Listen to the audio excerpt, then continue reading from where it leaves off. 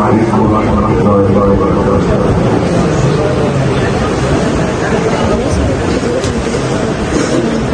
إن الحمد لله نحمده ونستعينه ونستغفره ونعوذ بالله من شرور أنفسنا ومن سيئات أعمالنا. من يهده الله فلا مضل له ومن يضلل فلا هادي له. وأشهد أن لا إله إلا الله وحده لا شريك له وأشهد أن محمدا عبده ورسوله. أما بعد فأعوذ بالله السميع العليم من الشيطان الرجيم. بسم الله الرحمن الرحيم. يا أيها الذين آمنوا هل أدلكم على تجارة تنجيكم من عذاب أليم تؤمنون بالله ورسوله وتجاهدون في سبيل الله بأموالكم وأنفسكم ذلكم خير لكم إن كنتم تعلمون. يغفر لكم ذنوبكم ويدخلكم جنات تجري من تحتها الأنهار ذلك الفوز العظيم. وقال النبي صلى الله عليه وسلم خيركم من تعلم القرآن وعلمه. وقال نبينا عليه الصلاة والسلام الدنيا ملعونة وملعون ما فيها إلا ذكر الله وما والاه أو عالما أو متعلما أو كما قال صلى الله تعالى عليه وسلم. اللہ ذو الجلال والاکرام کا ہم انتہا درجے کا شکر ادا کرتے ہیں کہ جس خالق و مالک نے اس کی کلام عظیم کی نسبت سے اس محفل میں ہمیں جمع ہونے کی توفیق دی. اللہ ذو الجلال والاکرام کی ذات سب سے عظیم تھی، اس کی کلام سب سے عظیم تھی، اور اس کی کلام سے جڑنے والے لوگ بھی سب سے عظیم تھی. دنیا مانے یا نہ مانے اس سے کوئی فرق نہیں پڑتا، لیکن جس کے لیے یہ ساری تگودو اور محنت ہوتی ہے، اور اسجل جیسے شیر جس کے لیے اپنا پسینہ اور خون ایک کرتے ہیں اور ایک ایک لفظ کو دن اور رات درجنوں بار پڑھتے ہیں اور تب جا کے اپنے سینے میں اتارتے ہیں، تبھی جا کے اللہ ذو الجلال والاکرام یہ اعزاز بخشتے ہیں کہ یہ کائنات کی سب سے بہترین مخلوق اور انسانوں میں سے سب سے بہترین لوگ. انتہائی مصروفیت کا یہ وقت ہے، میں تفصیل میں نہیں جانا چاہتا.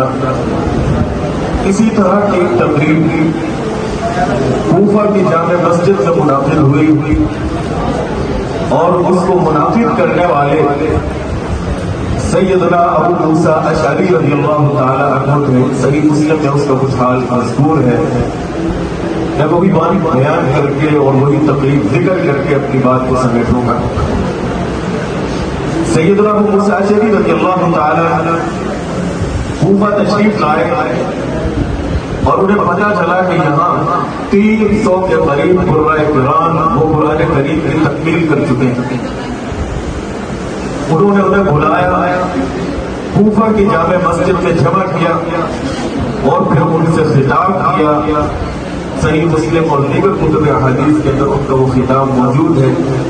بطور نصیحت میں اپنے آپ کو بھی، آپ بھائیوں کو بھی، اپنے بیٹوں کے سامنے وہ خطاب رکھتا ہوں تاکہ ہمیں احساس ہو کہ ہمارے ان بیٹوں نے کس دولت کو سمیٹا ہے اور ان کے پشتیبان اور ان کی سرپرستی کرنے والے لوگ وہ بھی کس مقام کے حامل ہیں. ابو موسیٰ اشعری رضی اللہ تعالیٰ عنہ نے پیغام بھیجا وہ لوگ جمع ہوئے.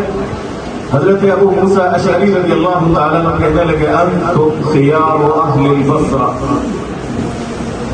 کوفہ کی بجائے بصرہ کے وہ لوگ جامع بصرہ کے اندر وہ کہتے ہیں انتم خیار اہل البصرہ کہ تم بصرہ کی قریب ہو، بہترین اور چنیدہ لوگ ہو، منتخب شدہ لوگ ہو. تم عام بصری لوگوں کی طرح کے لوگ نہیں ہو. اللہ کے ہاں تمہارا ایک مقام ہے، ایک سٹیٹس ہے.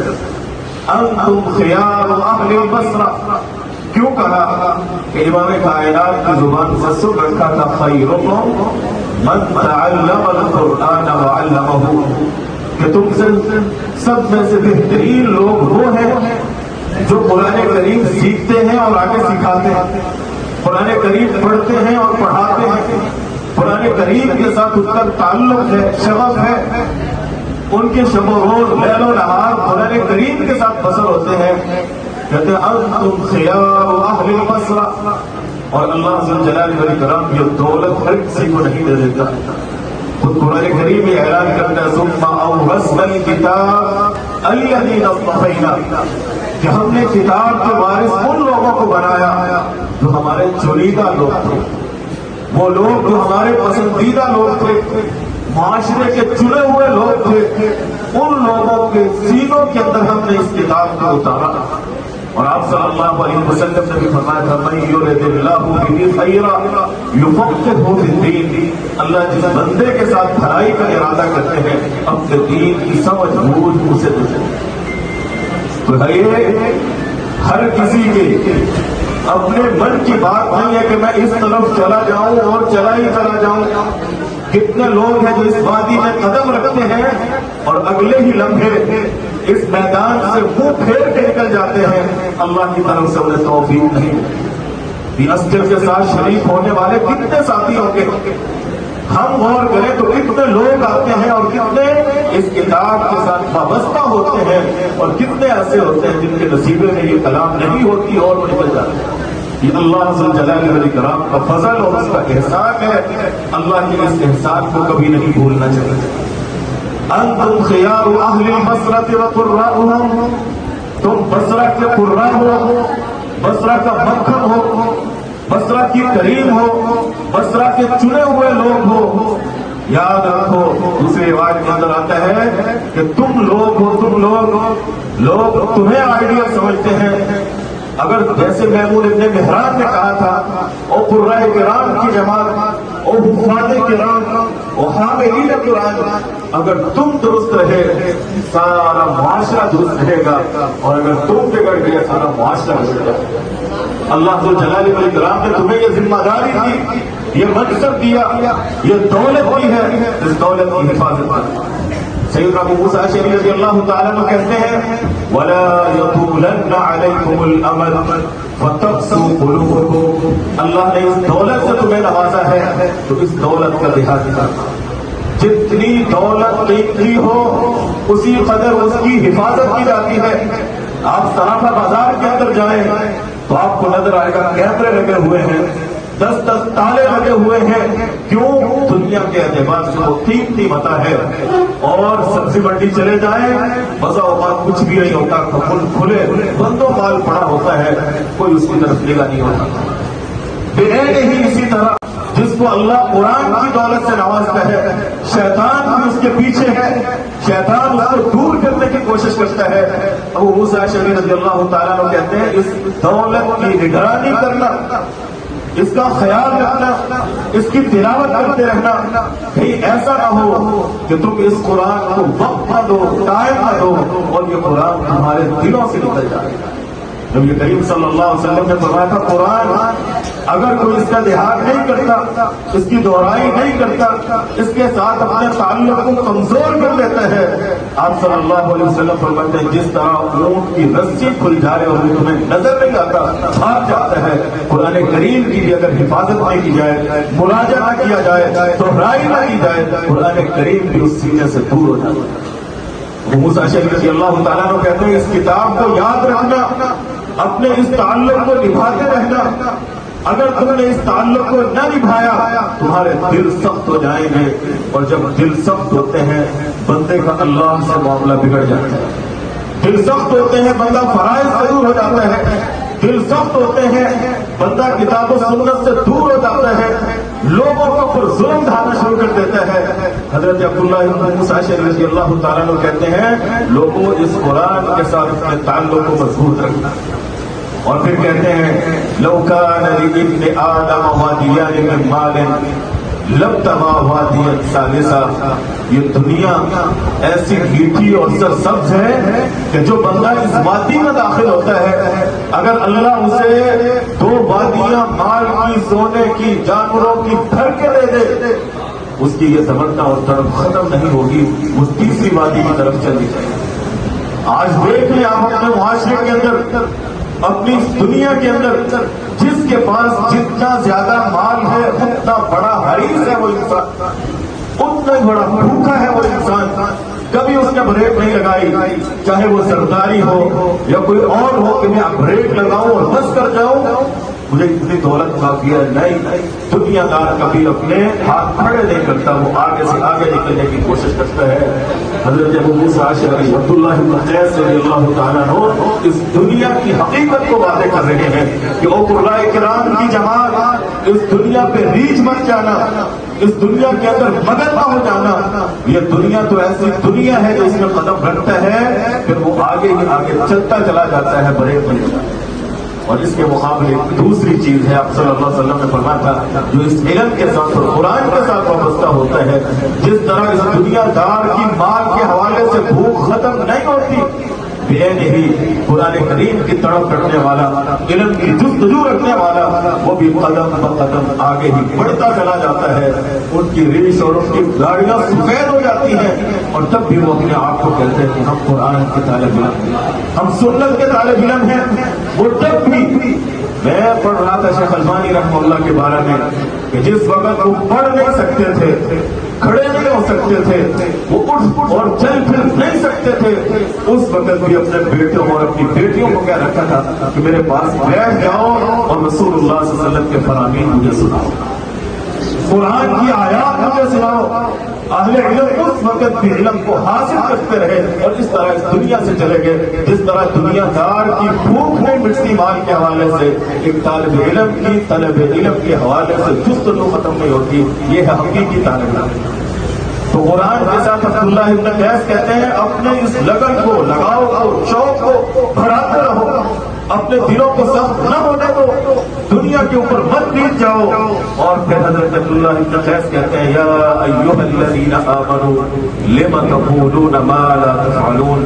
ابھی میرا بیٹا پڑھ رہا تھا نا، وہ کہہ رہا تھا کہ میں سر سے لے کے پاؤں تک قرآن بن جاؤں. کیا مطلب کہ میرا سر اٹھے قرآن کے مطابق، میری نگاہ اٹھے قرآن کے مطابق، میرے قدم چلے قرآن کے مطابق. حضرت ابو موسیٰ اشعری رضی اللہ تعالیٰ عنہ بھی یہی بات کہہ رہے ہیں، اے اہل ایمان کبھی بھی وہ بات مت کہنا جو تمہارے عمل کے اندر ہو. اس قرآن کو عمل کے سانچے میں اتارو اور قرآن کو اپنے عمل کے سانچے میں ڈھالو. قرآن کریم تمہاری عملی زندگی کے اندر ہو اور واقعی سر سے لے کے پاؤں تک تم قرآن کریم کی روشنی میں زندگی بسر کرنے والے ہو، تو تب مزہ ہے کہ واقعی تم صاحب علم ہو اور حاملین قرآن.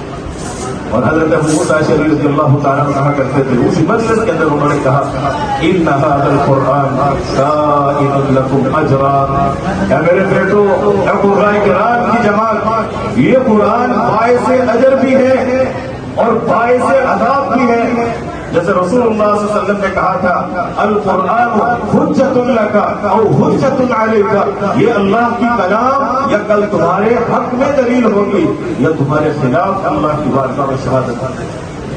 اگر تم نے قرآن کو پڑھا اور پھر عمل کے اندر بھی قرآن کریم کو لے کے آئے، یہ قرآن دلیل کے طور پہ اللہ کی بارگاہ میں کرتا. بلکہ روایت کے اندر تو آتا ہے کہ رجل الشاجب، اس آدمی کی طرح کہ جس کا رنگ ختم ہو چکا ہو، جس کا رنگ اڑا ہوا ہو، پتہ نہیں کہ میری آگے سفارش قبول ہوتی ہے یا نہیں، یا دوسرے لفظوں میں وہ آخری حد تک کوشش کرتا ہے کہ جس کے حق میں میں سفارش کر رہا ہوں اس کی سفارش قبول ہو۔ قرآن کریم اس حد تک اپنے اس حافظ قرآن اور حامل قرآن کے بارے میں سفارش کرے گا، یہ آخری حد تک جائے گا کہ جس نے قرآن کے ساتھ تعلق کو نبھایا، اے اللہ آج اس کو جنتوں کا مہمان بنا دے۔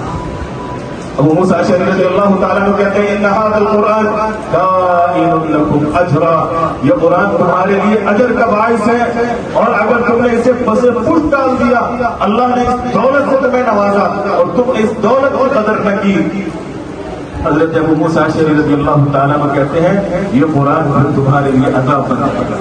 کہتے ہیں فاتبعوا القرآن، لوگوں قرآن کی پیروی کرو، ولا يتبعنکم القرآن، ایسا نہ ہو کہ قرآن تمہارے پیچھے پیچھے چلے۔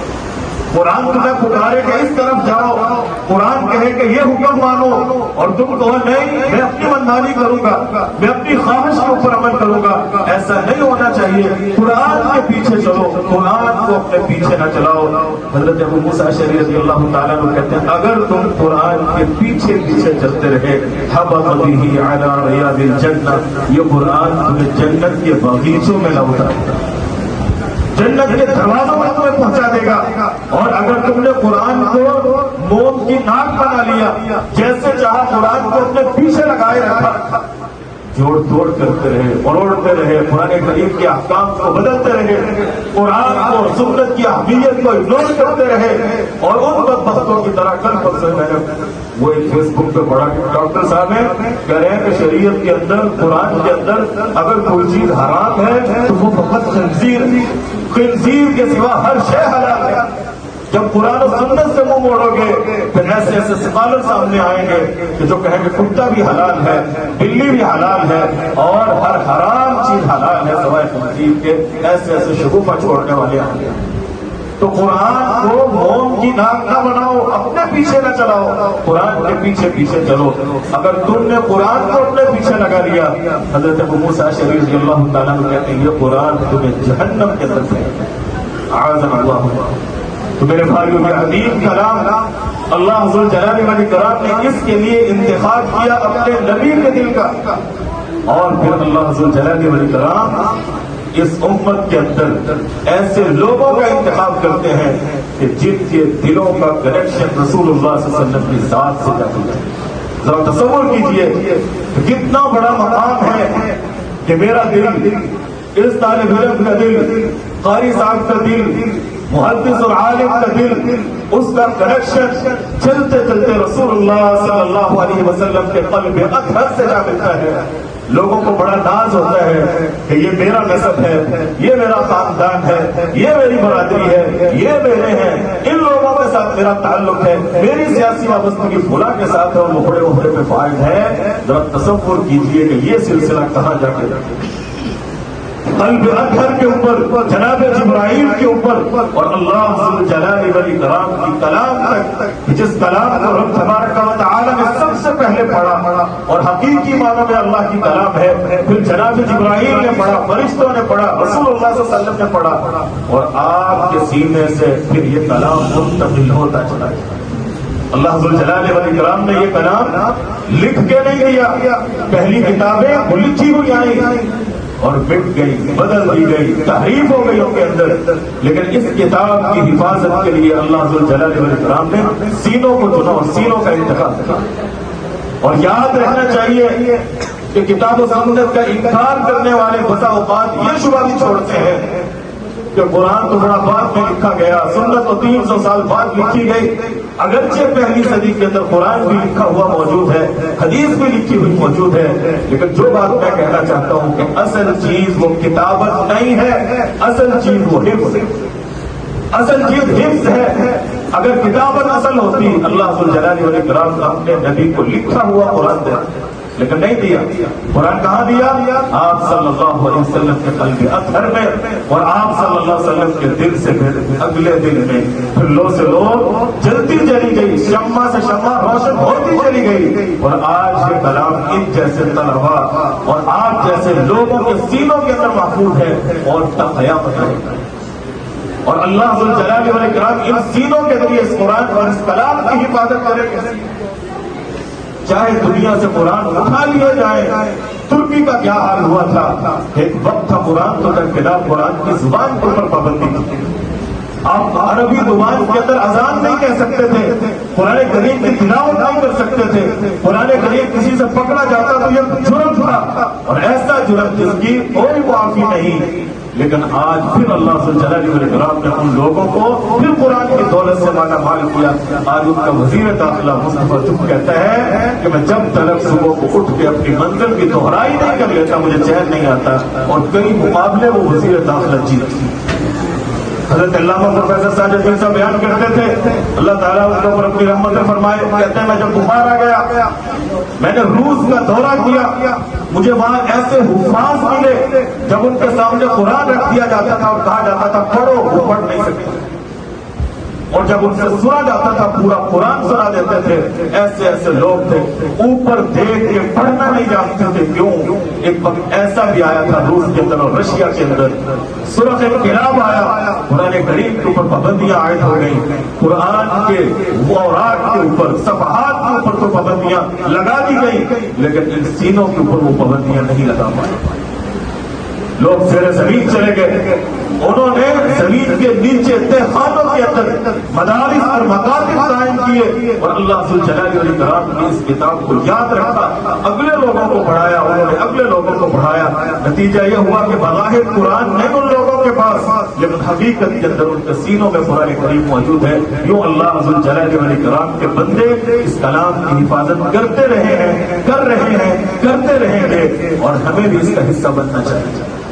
ہمیں بھی اس کا پشتیبان بننا چاہیے, ہمیں بھی اس کی سرپرستی کرنی چاہیے. حضرات, ہم نے تعارف سنا ہے امام ابو حنیفہ کا, علی ابن المدینی رحمہ اللہ کا, ابن حبیرہ کا.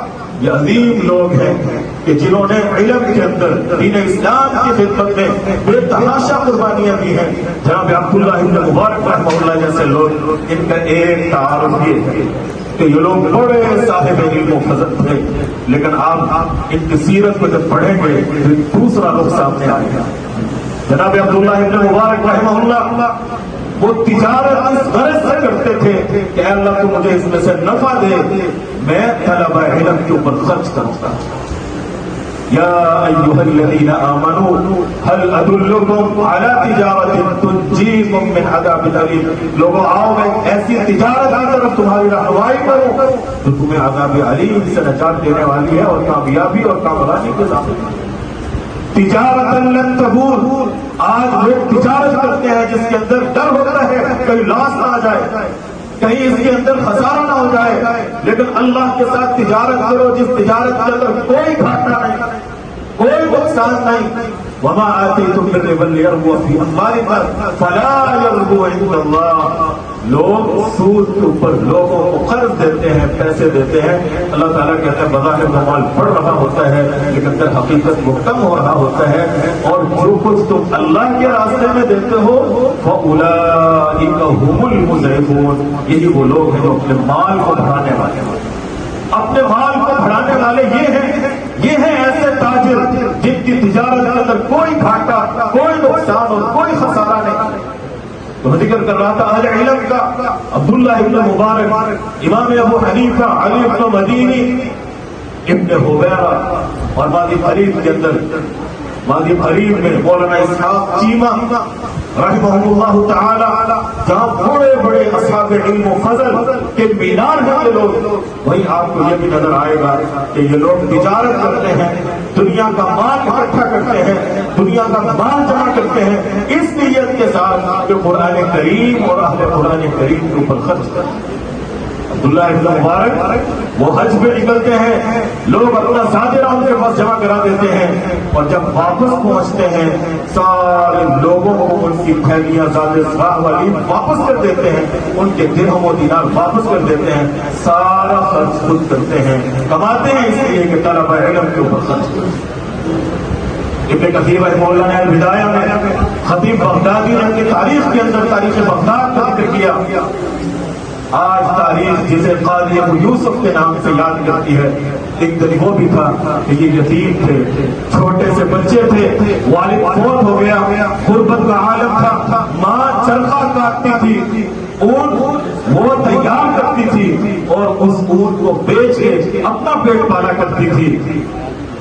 انہوں نے اپنے بیٹے کو، یتیم بیٹے کو ایک دھوبی کے پاس چھوڑ دیا۔ تاریخ آج جسے قاضی ابو یوسف کہتے ہیں، تاریخ انسانی کے اندر سب سے پہلے جس کو قاضی القضات کہا گیا تھا وہ قاضی ابو یوسف تھے۔ وہ ذکر کرتے ہیں کہ ماں مجھے دھوبی کے پاس بھیج دی، اور میں جب امام ابو حنیفہ کی مجلس سے گزرتا رحمہ اللہ، میں ان کی مجلس کے پاس رک جاتا، علم کے موتی سننے لگتا، ماں کو خبر ہوتی، وہ آتی کان سے پکڑ کے دھوبی کے پاس لے جاتی۔ کئی دفعہ ایسے ہوا، آخر ایک دن ماں آئی، امام ابو حنیفہ رحمہ اللہ کے پاس کھڑی ہوئی اور کہنے لگی تمہیں بگاڑنے میں اس بچے کے سوا اور اس یتیم کے سوا کوئی بچہ نظر نہیں آیا؟ میں ایک غریب خاتون ہوں، بیوہ خاتون ہوں، یہ یتیم بچہ ہے، میں دھوبی کے پاس بھیجتی ہوں کہ 4 ٹکے کما لے گا، اپنی ذات کے لیے کچھ کر لے گا، اور تم ہو کہ میرے بچے کو بگاڑ رہے ہو۔ امام ابو حنیفہ رحمہ اللہ نے ایک عجیب بات کی۔ ہارون الرشید نے کہا تھا کہ لوگ اپنی آنکھوں سے دیکھتے ہیں اور امام ابو حنیفہ بصیرت سے دیکھتے ہیں، وہ دل کی آنکھوں سے دیکھتے ہیں۔ وہ کہنے لگے وہ بھولی بالی میری بہن، یہ بچہ جس کے بارے میں تم کہہ رہے ہو کہ کہاں سے کمائے گا اور کہاں سے کھائے گا، آج بھی یہ صبح چھوڑا جاتا ہے، اگر یہ قرآن کے ساتھ جڑ گیا، مولوی بن گیا، کہاں سے کھائے گا؟ بھی جو اللہ آپ کو اور ہمیں کھلانے والا ہے وہ ان اہل علم کو بھی کھلانے والا ہے۔ ان کا ذمہ دار وہ اللہ ذو الجلال والاکرام ہے، جس طرح میرا اور آپ کا۔ وہ کہتے ہیں میری بھولی والی بہن کیوں پریشان ہو رہی ہے؟ یہ علم سیکھ رہا ہے، علم سیکھ رہا ہے۔ سیأکل الفالوزج بدہن الفستق، ان قریب ایک وقت آئے گا تمہارا یہ بیٹا، اس کے سامنے برتن ہوں گے، پتھر کے برتن ہوں گے، فیروزہ کے بنے ہوئے پتھر ہوں گے۔ آج فیروزہ کا نگینہ کسی کو مل جائے تو وہ سمجھتا ہے ہم تکلیف مجھے مل گئی۔ فیروزہ پتھر کے برتن ہوں گے، ان میں تیرا یہ بیٹا فالودہ کھائے گا، اور فالودہ بھی وہ جس کے اندر پستے کا روغن شامل ہے۔ پھر کائنات نے وہ منظر دیکھا، ہارون الرشید کے دربار میں موجود ہیں، ہارون الرشید نے کھانا منگوایا، کھانا کھایا، کھانے کے بعد بڑے بڑے تھال لائے جا رہے ہیں، فیروزہ کے بنے ہوئے پتھر کے برتن، اور ان کے اندر فالودہ ہے۔ قاضی ابو یوسف کی نگاہ پڑی، مسکرا دیے۔ ہارون پوچھتا ہے کیا ہوا؟ کہنے لگے لا شیء، قد الح، مجبور کیا، بتاؤ تجھ سے ہوا کیا ہے؟ تب جا کے بتاتے ہیں وہ واقعہ کہ ایک دن ماں نے امام ابو حنیفہ رحمہ اللہ کو کہا تھا کیوں میرے بچے کو بگاڑ رہے ہو؟ اگر یہ علم کے ساتھ وابستہ ہو گیا، کوئی فن نہ سیکھا، کوئی ہنر نہ سیکھا تو کھائے گا کہاں سے؟ اس وقت امام صاحب نے جو بات کہی تھی آج میں اپنی آنکھوں سے دیکھ رہا ہوں، وہی فالودہ ہے، وہی پستہ ہے، اسی طرح کے برتن ہیں جس طرح کی نوید استاد جی نے سنائی۔ تو میں کہہ رہا تھا امام ابو حنیفہ کا ایک تعارف کہ وہ صاحب علم ہے، اسی کے ساتھ ایک تعارف یہ بھی ہے کہ وہ اللہ ذو الجلال والاکرام کے مہمانوں کی خدمت کرنے والے ہیں، قرآن کریم کے سیکھنے والوں کے اوپر دست شفقت رکھنے والے ہیں۔ عبداللہ ابن مبارک جہاں بہت بڑے محدث ہیں وہاں طلب کی سرپرستی کرنے والے بھی ہیں۔ علی بن المدینی جہاں فن جرح و تعدیل کے امام ہیں وہیں امام صاحب طلبہ کی سرپرستی کرنے والے بھی ہیں۔ حضرات آج میرا دل چڑھ گیا جب میں نے سنا کہ یہاں جوہر آباد کے کسی بھائی نے قاری وقاص صاحب کے بارے میں کہا کہ قاری صاحب آپ نے ہمت نہیں ہارنی، حوصلہ نہیں ہارنا۔